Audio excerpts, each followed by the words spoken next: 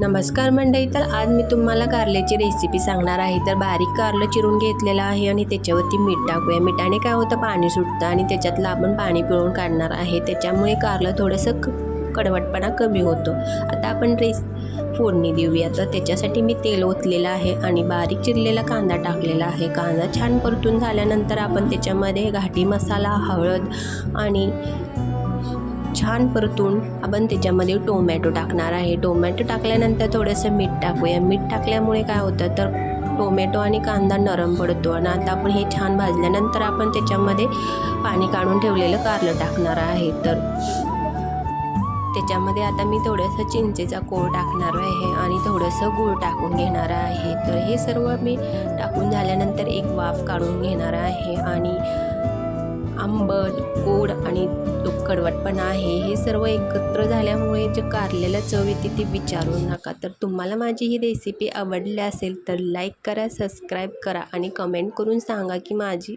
Recipe तुम्हाला आवडली की नाही। धन्यवाद। मस्त मस्त खा आणि स्वस्त रहा।